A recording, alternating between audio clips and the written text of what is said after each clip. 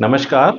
आज मैं आपके साथ कुछ जानकारी साझा करूंगा और ये मोटर इंश्योरेंस के विषय में होगी कि जब हम मोटर इंश्योरेंस पॉलिसी खरीदते हैं तो हमें किन बातों की जानकारी होनी चाहिए। तो जो मेरे अनुसार जो एक व्यक्ति को जानकारी होनी चाहिए तो मैं वो साझा कर रहा हूँ और इसी विषय में ये आज का वीडियो मैसेज है।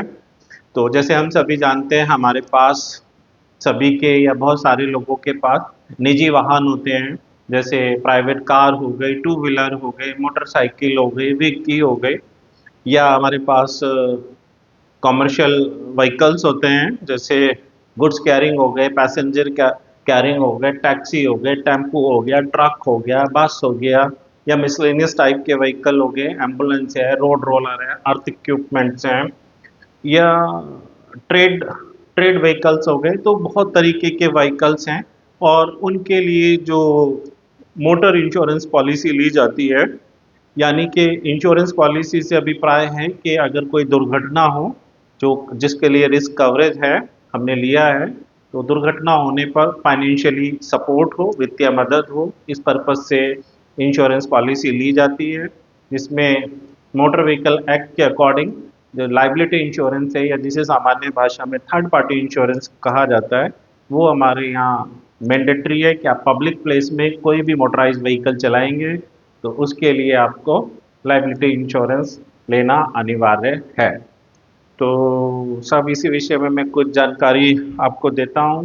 तो जो पहले सबसे पहले मैं मोटर इंश्योरेंस पॉलिसी के विषय में बताता हूँ। तो दो तरीके की कवरेज होती है। एक मोटर ओडी सेक्शन, जिसे सेक्शन ए बी या सेक्शन फर्स्ट भी बोलते हैं, और इसमें मोटर इन ओन डैमेज इंश्योरेंस कवरेज होती है, यानी कि गाड़ी की खुद की लिए जो कवरेज है, यानी दुर्घटना से जो गाड़ी को अगर किसी संभावित भविष्य में किसी से जो भी कवरेज के अकॉर्डिंग दुर्घटना होती है, तो गाड़ी के जो नुकसान के लिए कवरेज है वो इस मोटर ओडी जो सेक्शन है इसके तहत होती है। एक होता है लाइबिलिटी, जिसे सेक्शन बी बोलिए या पार्ट टू बोलिए। जो लाइबिलिटी कवरेज है या थर्ड पार्टी कवरेज भी जिसे बोलते हैं, या अन्य पक्ष की जो कवरेज है जो मैंडेटरी है मोटर व्हीकल एक्ट के अकॉर्डिंग, तो इस ये है। और एक पर्सनल एक्सीडेंट पीए, ये भी मैंडेटरी है हमारे यहाँ अभी आईआरडी ने या सरकार ने जिसे भी कही है जरूरी किया हुआ है। ये अलग बात है वो इस पॉलिसी पे हो, या आप अलग से सेपरेट से भी स्टैंड अलोन पॉलिसी भी ले सकते हैं। तो अगर आपने अलग से लिया हुआ तो इसे लेने की अनिवार्यता नहीं होगी। आप ये पॉलिसी अलग अलग भी स्टैंड अलोन ले सकते हैं, जैसे मोटर ओडी के लिए motor OD standalone policy, और लाइबिलिटी आपको अगर लेनी है तो उसके लिए सिर्फ लाइबिलिटी कवरेज के लिए भी स्टैंड अलोन पॉलिसी मिलती है। इन दोनों को कंबाइन या पीए भी साथ में हो, आप इकट्ठा एक पॉलिसी लेते हैं, उसे पैकेज पॉलिसी बोलते हैं या कॉम्प्रिहेंसिव इंश्योरेंस पॉलिसी भी बोलते हैं। और जैसे नई गाड़ी होती है तो उनमें सामान्यतः 1 साल का मोटर ओडी कवरेज पॉलिसी होता है, या 1 साल का मोटर ओडी कवरेज होता है, और 3 साल के लिए या 5 साल के लिए लाइबिलिटी इंश्योरेंस कवरेज कहें या थर्ड पार्टी कवर के लिए कवरेज होता है। तो अगर आप क्या मान लीजिए 1 साल पूरा हो गया या 2 साल जो भी है, तो आपकी मतलब लाइबिलिटी कवरेज तो चल रही है लेकिन ओडी सेक्शन खत्म हो गया, तो ये आपका ऐच्छिक विषय है, आप उसके लिए खरीद सकते हैं, स्टैंड अलोन पॉलिसी ले सकते हैं। तो और ये तो हो गई पॉलिसी मैंने जो बताई कॉम्प्रिहेंसिव या स्टैंड अलोन पॉलिसी।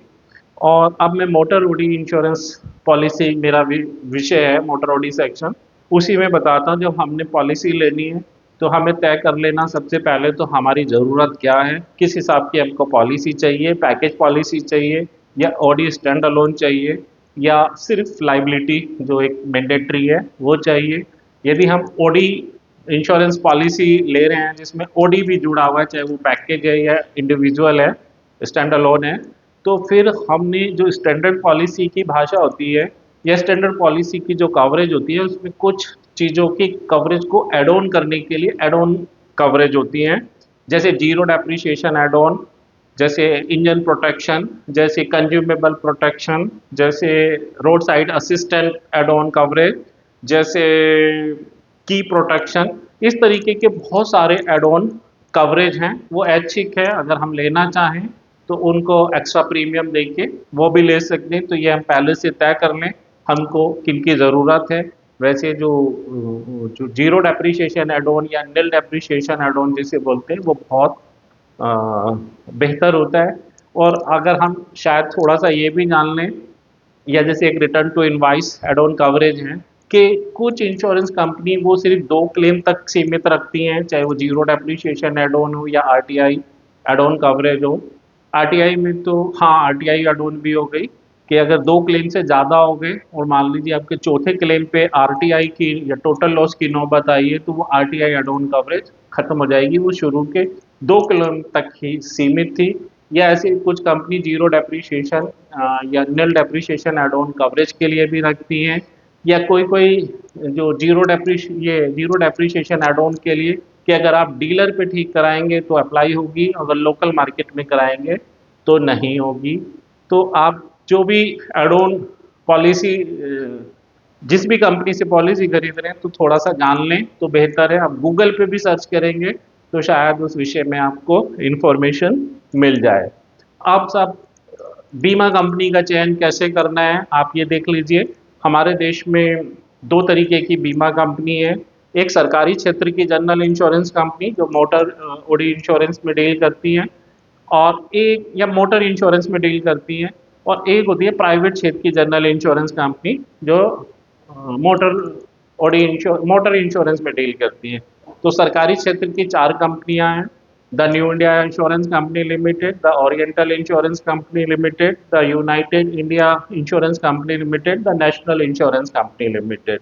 तो ये 4 सरकारी कंपनी हैं। और प्राइवेट 21 कंपनी है। मैं उनका किसी का नाम नहीं ले रहा, आप सभी जानते हैं, नहीं जानते तो गूगल पे सर्च कर सकते हैं या आईआरडीए की वेबसाइट पे देख सकते हैं। तो कुल मिला के 25 जनरल इंश्योरेंस कंपनीज हैं जो मोटर इंश्योरेंस में डील करती हैं। यानी आपके पास 25 बीमा कंपनी अवेलेबल हैं ये अपनी गाड़ी के लिए बीमा पॉलिसी खरीदने के लिए। फिर साहब एक होता है आप किस जगह से बीमा पॉलिसी खरीद रहे हैं। यानी कि आप इंश्योरेंस कंपनी से डायरेक्ट खरीद सकते हैं, आप इंश्योरेंस कंपनी के एजेंट से खरीद सकते हैं, आप इंश्योरेंस कंपनी के एक इंश्योरेंस ब्रोकर होते हैं उनसे खरीद सकते हैं, और एक आप इंश्योरेंस कंपनी के वो भी ब्रोकर ही होते हैं लेकिन वो टाई अप, मैं उनके लिए टाई अप ब्रोकर क्या शब्द कह देता हूँ। या जो वाहन निर्माता कंपनी है वो भी इंश्योरेंस ब्रोकर होता है और पॉलिसी इशू कर रहा होता है या बेच रहा होता है, तो आप उससे भी ले सकते हैं। वैसे हमारे देश में जो स्टैंडर्ड कवरेज है वो मोस्टली सभी अब पहले तो इंडियन मोटर टैरिफ 2002 के अनुसार थी, लेकिन अभी डी टैरिफ हो गया है। तो आप किसी भी कंपनी की जो पॉलिसी को जानने के लिए कस्टमर इंफॉर्मेशन शीट देख सकते हैं, उसमें पता लग जाएगा। वो लगभग इंडियन मोटर टैरिफ 2002 के अनुसार ही है, लगभग थोड़ा बहुत कोई बदलाव हो तो उसे आप चेक कर सकते हैं। और वो लगभग सभी इंश्योरेंस कंपनी की जो स्टैंडर्ड भाषा है वो एक ही है। एड ऑन की भी थोड़ा थोड़ा फर्क है, वो भी आप आईआरडी की वेबसाइट से या गूगल पे सर्च करके जान सकते हैं, पढ़ सकते हैं, या बीमा कंपनी से मांग सकते हैं उसे पॉलिसी खरीदने से पहले। और फिर सब तो ये जो जो अभी हमें बात रहेगी जो टाई अप, जो अगर आप वाहन निर्माता कंपनी का जो टाई अप ब्रोकर होता है वो पॉलिसी हो सकता है ये अलग अलग सोर्स से पॉलिसी के जो प्रीमियम का रेट है वो अलग हो, टाई अप वाला ज़्यादा हो, टाई अप ब्रोकर का या जो वैसा ब्रोकर है उसका कम हो, एजेंट का कुछ हो और ऑफिस का कुछ हो। अलग अलग रेट हो सकते हैं, एक ही कंपनी होगी, एक ही तरीके की पॉलिसी होगी। वैसे जो मैंने कहा कि जो क्लेम फैसिलिटी या प्रोसेसिंग में थोड़ा सा बेनिफिट देने का दावा करती हैं जो वाहन निर्माता कंपनी के से जो बीमा ब्रोकर होते हैं वो, लेकिन अगर आईआरडी रेगुलेटर के नियमों के अनुसार देखें या मास्टर जो अभी वर्तमान में कार्यरत है master circular protection of policy holder 2024 जिसमें क्लेम के लिए गाइडलाइंस तय की हुई है, वो कोई विभेद नहीं करती है। सब पॉलिसी के लिए इंश्योर्ड को मिलने वाली फैसिलिटी सेम ही है और सेम ही तरीके से डीलिंग का कहा जाता है। लेकिन ये भी एक सच्चाई है कि हमारे यहाँ नियम बेहतर है, अनुपालन में थोड़े से उनकी कमी है। तो थोड़ा सा बेनिफिट या थोड़ा सा मतलब फैसिलिटी ज़्यादा मिल जाती है जो डीलर से, जो जो वाहन निर्माता कंपनी से जो टाई अप थे उनसे जो पॉलिसी ली जाती है। और तो ये आप तय कर सकते हैं आप इंश्योरेंस प्रीमियम उनका, लेकिन इसी बात के लिए उनका प्रीमियम ज़्यादा होगा। जो आप दूसरी जगह से लेंगे तो प्रीमियम कम होगा। ये भी और काफ़ी काफ़ी फ़र्क हो सकता है एक ही बीमा कंपनी के प्रीमियम में, अलग अलग सोर्स से पॉलिसी खरीदने पे इंश्योरेंस जो प्रीमियम में है वो काफ़ी फ़र्क हो सकता है। और अगर आप भिन्न भिन्न कंपनी का देखें तो ओडी के लिए अलग अलग, या पैकेज पॉलिसी के लिए अलग अलग काफ़ी फ़र्क नज़र आ सकता है। इवन आप टाई अप से भी लेंगे, टाई अप जो जो डीलर वाहन निर्माता कंपनी का जो टाई अप है उस पे भी बहुत सारी कंपनी रजिस्टर्ड होंगी। आप अगर उनका भी देखेंगे तो अलग अलग कंपनी के हिसाब से अलग अलग उनका भी यहाँ भी बीमा प्रीमियम होगा। तो ये आप तय कर सकते हैं कि आपको किस किस किस किसका बेहतर लगता है या कौन सा प्रीमियम आपके लिए सुटेबल है। तो सब ये चीज़ें हैं। दूसरा सब मैं आप अगर थोड़े से अवेयर हैं तो क्लेम सेटलमेंट रेशियो आप चेक कर सकते हैं। ये आपको गूगल पे या आईआरडीए की वेबसाइट पे जाके आईआरडीए की एनुअल रिपोर्ट्स पढ़कर आप हाल फिलहाल का जो जितनी भी बीमा कंपनी है कि किसका क्लेम रेशियो बेहतर है, यानी क्लेम सेटलमेंट रेशियो बेहतर है, कौन जल्दी क्लेम सेटलमेंट करता है वो जान सकते हैं।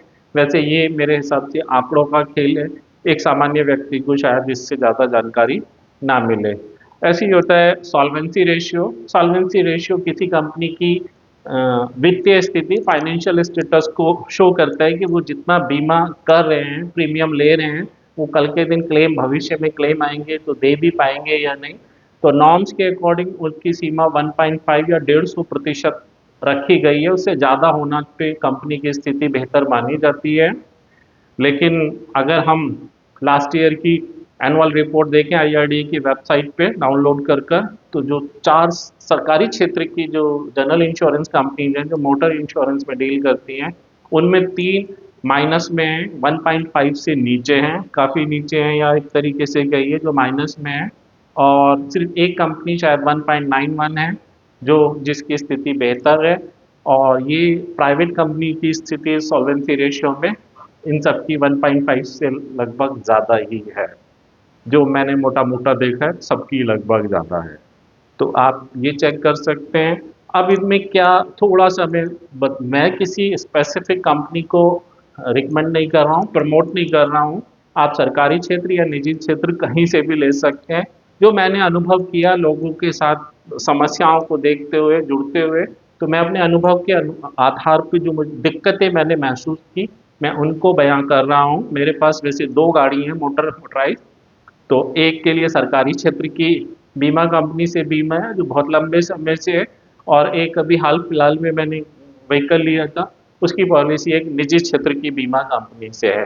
तो दोनों हैं, और अगर आप जागरूक हैं और आपको नॉलेज है तो मुझे नहीं लगता कहीं भी दिक्कत आपको आएगी। बाकी किस्मत खराब हो तो कहीं भी दिक्कत आ सकती है। तो एक जो मैं कुछ पॉइंट्स शेयर कर रहा हूँ दोनों के कंपैरिजन में, सरकारी और निजी क्षेत्र। एक है कम्युनिकेशन का स्तर। तो कम्युनिकेशन का स्तर सरकारी क्षेत्र की कंपनी में थोड़ा कम बेहतर है, और जो निजी क्षेत्र की कंपनी है उनमें ज़्यादा बेहतर है। आप सरकारी क्षेत्र की कंपनी में अगर उनके पॉलिसी के फ़ोन नंबर पे या आपको अवेलेबल जो किसी अधिकारी का फ़ोन नंबर है उस पर फ़ोन करते हैं तो हो सकता है वहाँ कोई फ़ोन ही ना उठाए। हो सकता है आप उनको ईमेल करें तो कोई आपका ईमेल का जवाब ही ना दे। यहाँ तक कि आपको कोई ग्रीवियंस रिड्रेसल सिस्टम या जो उनकी चीफ ग्रीवियंस ऑफिसर की ईमेल आईडी है, अपने क्लेम या किसी ग्रीवियंस के संबंध में मेल करें तो हो सकता है वो आपको जो 24 घंटे में एक्नॉलेजमेंट देने का नियम है वो भी एक्नॉलेजमेंट भी ना दे और आपका 14 दिन में जवाब भी ना दे। ऐसा हो सकता है, मैंने अनुभव किया है। यानी कम्युनिकेशन सिस्टम वीक है। जो निजी क्षेत्र की कंपनी में कम्युनिकेशन सिस्टम अच्छा है।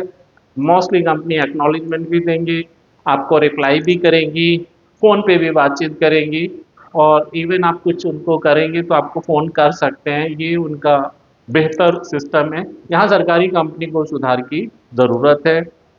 क्लेम इंटीमेशन, अगर वैसे अगर टाई अप इंश्योरेंस पॉलिसी है, मतलब जो डीलर से, वाहन निर्माता कंपनी से, तो वो सरकारी हो या निजी, वहाँ सब में बेहतर है। निजी में तो हर एक में ही बेहतर है, चाहे कहीं किसी भी सोर्स से अपने पॉलिसी लियो सामान्यतः।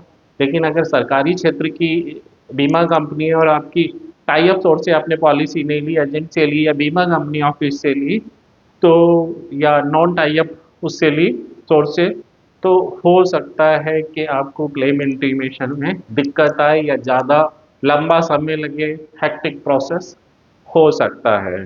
और अगर आपकी पॉलिसी, मान लीजिए आप चेन्नई रहते थे, आपने चेन्नई से खरीदी है, और जब आप एक्सीडेंट हुआ गाड़ी तो आप दिल्ली या ग्रेटर नोएडा में हैं, तो क्लेम जब स्थानीय ऑफिस में आप सेलेक्ट करेंगे या करेंगे, तो यहाँ एक प्रॉब्लम आ सकती है, ऐसा होता है कभी कभी।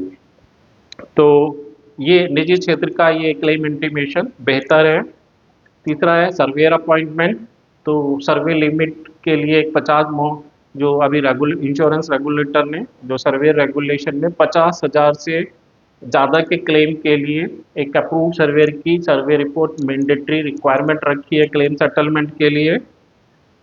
ऐसा बीमा कानून में लिमिट अमाउंट सर्वे रेगुलेशन में आईआरडीए ने तय किया है। तो सब ऐसे मामले में जो सर्वे लिमिट मैं इनके लिए इस्तेमाल करूँगा, जो सरकारी क्षेत्र की कंपनी है वो मोस्टली सभी में, जिनमें आवश्यक है, वो अप्रूव सर्वेयर को अपॉइंट करती हैं। इवन जिनमें ज़रूरत नहीं भी है, उनमें भी बहुत बड़ी संख्या में अप्रूव सर्वेयर को अपॉइंट करती हैं। लेकिन जो निजी क्षेत्र की कंपनी है, नो लिमिट वाले तो छोड़िए, जो लिमिट वाले भी बहुत बड़े बड़े 10 लाख, 5 लाख या और ज़्यादा, उनमें भी बहुत सारे केसेस में जो मैंने अनुभव किया, वो अप्रूव सर्वेयर को अपॉइंट ही नहीं करते, नॉन एलिजिबल व्यक्ति से सर्वे करा लेते हैं। एक कंपनी पे हाल फिलहाल में आईआरडीआई ने 1 करोड़ की पेनल्टी लगाई थी। जो जो सर्वे लिमिट के क्लेम्स थे, वो बिना अपने एम्प्लॉई से किसी तरीके से करके इंस्पेक्शन करा कर उनको सेटल कर रहे थे। तो ये निजी क्षेत्र की कंपनी में ये बहुत कॉमन है। इवन शिकायत भी करते हैं लोग इंश्योर्ड, लेकिन हमारे यहाँ वही सुनवाई का स्तर उतना अच्छा नहीं है, तो बहुत मुश्किल आ जाती है कई बार इस चीज़ में। अप्रूव सर्वेयर एक लीगल एंटिटी है, उसकी जो सर्वे रिपोर्ट है वो लीगल डॉक्यूमेंट होती है। तो और उसके लिए duties and responsibilities code of conduct भी होता है, इसलिए अप्रूव सर्वेयर का अपॉइंटमेंट होना वो बेहतर होता है। जो ये फैसिलिटी सरकारी क्षेत्र की कंपनी में मिलने के अवसर, मतलब मिलना तो चाहिए, बहुत बेहतर होते हैं। और यहाँ पर अवसर नहीं, ये तो मिलनी ही चाहिए, अवसर क्यों, ये तो मिलनी ही चाहिए, जिम्मेदारी है। लेकिन यहाँ पे निजी क्षेत्र की में ये कम होता है ऐसे। और मान लीजिए, चलिए अब सर्वे रिपोर्ट कॉपी दोनों ने सर्वेयर अपॉइंट किया नियमानुसार, चाहे वो सरकारी क्षेत्र है या निजी क्षेत्र, लेकिन दोनों ही कंपनी इंश्योर्ड के मांगने पे भी उसको सर्वे रिपोर्ट कॉपी नहीं दे रही, ना अप्रूव सर्वेयर दे रहे, ना प्राइवेट कंपनी वाले दे रहे, ना उनका अप्रूव सर्वेयर दे रहे। तो यहाँ जो इंश्योर्ड है वो आरटीआई का इस्तेमाल कर सकता है। ये राइट टू इंफॉर्मेशन एक्ट है, सरकार ने सभी को, देश के सभी नागरिक को ये सुविधा दी हुई है। तो उसके इस्तेमाल से अप्लाई करके वो सर्वे रिपोर्ट या और भी रिलेटेड इंफॉर्मेशन ले सकता है। ये अफसर, ये सुविधा निजी क्षेत्र की जो मोटर इंश्योरेंस कंपनी है, उनमें ये सुविधा नहीं उपलब्ध है। फिर है रैक डिस्पोजल। यदि इन सरकारी क्षेत्र की बीमा कंपनी के तहत कोई क्लेम है, मोटर और इंश्योरेंस क्लेम, जो total constructive total loss oblique total loss claim है, जिसे टोटल लॉस बेसिस पे सेटल किया जा रहा है, और मतलब जिसमें कुल रिपेयर खर्च 75% ऑफ आईडीवी से ज़्यादा है, जो सीटीएल है, या रिपेयर ही नहीं हो सकती तो टोटल लॉस है, जिसे टोटल लॉस बेसिस पे सेटल किया जाना है।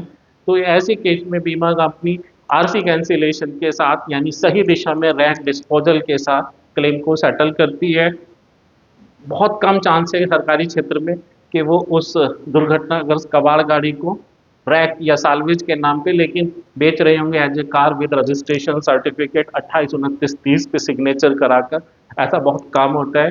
लेकिन इसके उलट निजी क्षेत्र की जो मोटर जनरल इंश्योरेंस कंपनी है, जो मोटर इंश्योरेंस में डील करती हैं, वो उनमें ये प्रैक्टिस बहुत है।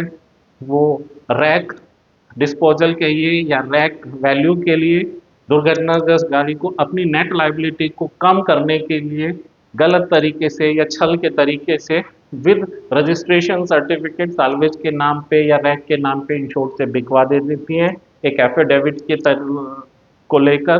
तो ये गलत प्रैक्टिस निजी क्षेत्र में बहुत ज़्यादा है। इसके बहुत दूरगामी परिणाम हो सकते हैं, बहुत दिक्कत आ सकती है, लेकिन ये निजी क्षेत्र की जो जनरल इंश्योरेंस कंपनीज है उनमें ज़्यादा है। और इन्वेस्टिगेटर अपॉइंटमेंट सरकारी क्षेत्र की कंपनी में ये जो सो कॉल्ड इन्वेस्टिगेटर हैं, जो अप्रूव्ड सर्वेयर नहीं है, जो कोई इंश्योरेंस एक्ट या देश के कानून के एक्ट देश के कानून के तहत कोई लीगल प्रमाणिक एंटिटी नहीं है, या उनकी जो इन्वेस्टिगेशन रिपोर्ट है उसकी कोई प्रमाणिकता नहीं है कानूनी रूप से, वो तो बीमा कंपनी के निजी सो कॉल्ड इन्वेस्टिगेटर हैं। उनका इस्तेमाल सरकारी क्षेत्र की कंपनी में बहुत कम होता है और निजी क्षेत्र की कंपनी में बहुत ज़्यादा होता है।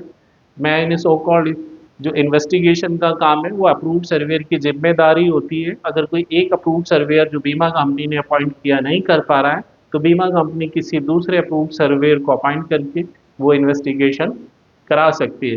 लेकिन बीमा कंपनी अप्रूव्ड सर्वेयर ना अपॉइंट करके ये सो कॉल्ड टाइप के इन्वेस्टिगेटर्स को अपॉइंट करती है, और ये चलन निजी क्षेत्र की कंपनी में बहुत है।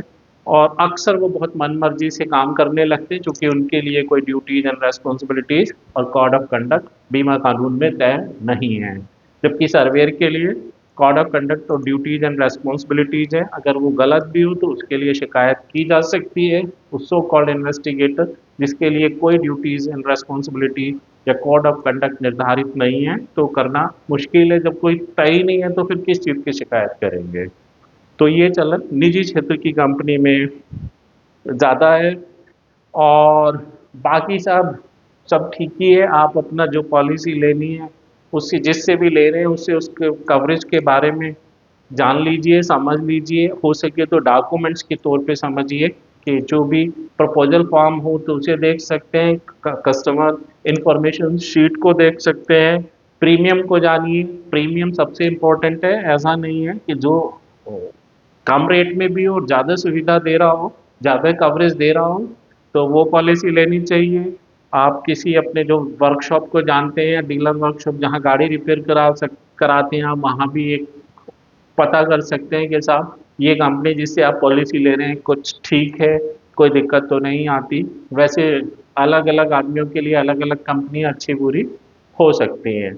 और उसके बाद फिर आप पॉलिसी ले लीजिए। और साहब, और भविष्य और पॉलिसी इंश्योरेंस पॉलिसी लेने का मतलब मोटर बॉडी इंश्योरेंस पॉलिसी या मोटर इंश्योरेंस पॉलिसी लेने का उद्देश्य ये नहीं होना चाहिए कि मैं अपनी गाड़ी को ठीक कराने के लिए ये पॉलिसी ले रहा हूँ कि मैं इसको डेंट पेंट करा लूँगा, ये इंजन का ये उद्देश्य होना ही नहीं चाहिए। जो आकस्मिक दुर्घटना हो और जिनके लिए कवरेज हो, तो उनके सुरक्षा के नज़रिए से पॉलिसी लेनी चाहिए। क्योंकि इंश्योरेंस पॉलिसी तो 10 आदमियों ने मिलकर पैसा दिया है, इंश्योरेंस कंपनी ने मैनेज किया है। 2 या 3 लोगों को दिक्कत आई है तो उनको वो पैसा इकट्ठा होके दिया गया है, ये सिद्धांत है। तो वो तभी होगा जब सही तरीके से उसका अनुपालन हो। तो ये है। और अगर कभी भी क्लेम आए जो वास्तविक है और आपको लगता है लेना आवश्यक है, तो बिल्कुल लीजिए और सही तरीके से डील कीजिए, सच्चाई के साथ कीजिए, ईमानदारी के साथ कीजिए। थोड़ा सा नियमों को जान लीजिए, अपनी पॉलिसी को जान लीजिए, तो मुझे नहीं लगता कोई दिक्कत आएगी। और फिर भी अगर आएगी तो आप उससे बेहतर तरीके से निपट लेंगे। तो अब इस वीडियो को यहीं विराम देते हैं, फिर आगे मिलेंगे। नमस्कार।